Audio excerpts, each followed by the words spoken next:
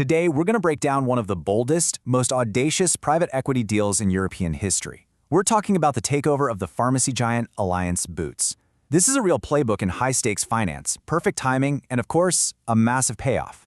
So let's start with a headline number, £11.1 billion. Just let that sink in for a second. That was the staggering price tag back in 2007, paid by the private equity firm KKR, alongside executive Stefano Pessina to take Alliance Boots private. At the time, this was hands down the largest leverage buyout Europe had ever seen. And, this wasn't just about the size of the check. This was historic. It was the very first time a company from the FTSE 100, that's the index of the biggest players on the London Stock Exchange, was taken over by a private equity firm.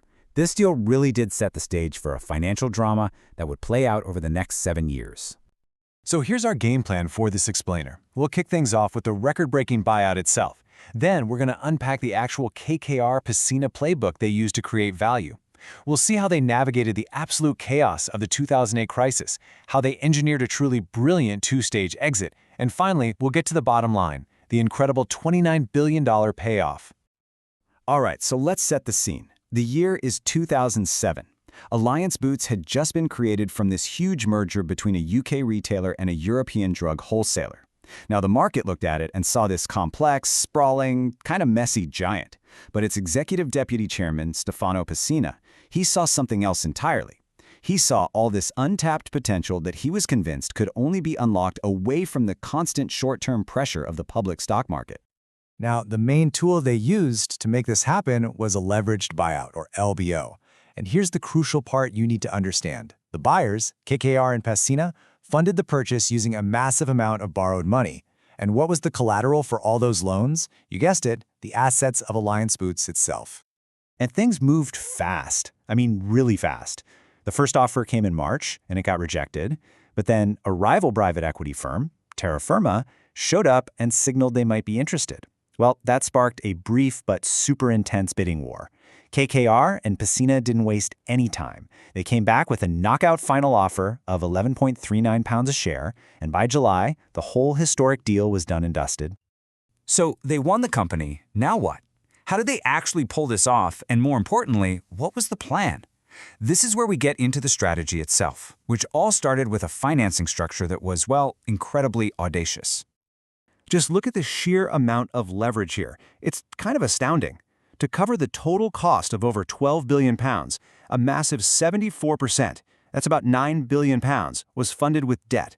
Only 26% was actual cash equity from the investors. This was the financial high-wire act from the very beginning. So to justify taking on all that debt, the plan rested on 4 key pillars. First, a huge operational turnaround. Think modernizing all those Boots retail stores. Second, unlocking synergies by using the company's massive wholesale network to help out the retail side. Third, they planned for aggressive international expansion. And finally, some pretty clever financial engineering to manage that debt and just optimize the whole financial structure. Now, executing this plan would have been a challenge in the best of times, but you have to remember the timing. This deal closed in July 2007, right on the eve of the global financial crisis. What happened next, as the world economy was imploding, was nothing short of remarkable. While the world's financial systems were in total turmoil, Alliance Boots just put its head down and got to work. In only 5 years under private ownership, they more than doubled the company's trading profit, taking it from around £600 million to $1.27 billion. This wasn't just about survival. This was exceptional growth right in the middle of a global storm. And what did all that incredible profit growth do for the balance sheet? Well, they used it to attack that mountain of debt. The company's leverage, which is just net debt measured against a proxy for earnings, it plummeted from a sky-high 11 times when the deal closed, all the way down to a much more manageable 4.5 times by 2012. They literally turned a huge risk into a major source of strength.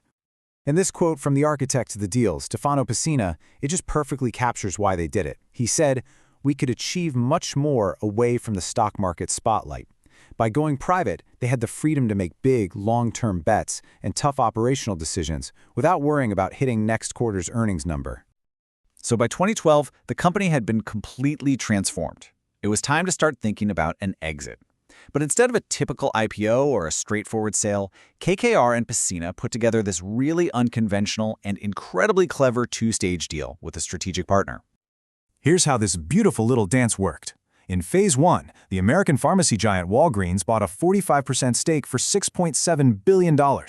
This was brilliant because it allowed KKR to return a huge chunk of capital to its investors, basically taking a lot of risk off the table. Then, 2 years later, Walgreens came back and acquired the remaining 55%, creating the global powerhouse we now know as Walgreens Boots Alliance. This structure let them cash in big time while still getting to ride the wave of future growth. And as you can imagine, this very innovative exit led to an absolutely enormous payoff.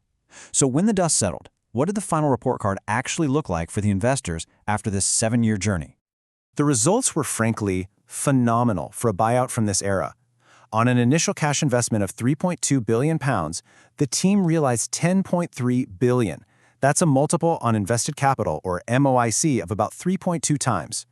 Put simply, for every pound they put in, they got over 3 pounds back. And the internal rate of return, which is a measure of the investment's annual profitability, came in at an incredibly impressive 25%. And what about Stefano Pessina, the man who started it all?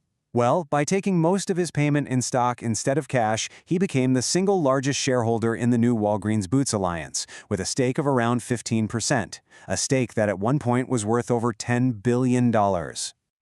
So the legacy of this deal is, well, it's complex. On the one hand, you can't argue with the fact that it created a global industry leader and saw significant investment poured back into the business. But on the other hand, the deal attracted a ton of controversy for its financial engineering, specifically moving the company's tax base to Switzerland and using all that acquisition debt to slash its UK tax bill. Which leaves us with the big question at the end of all this.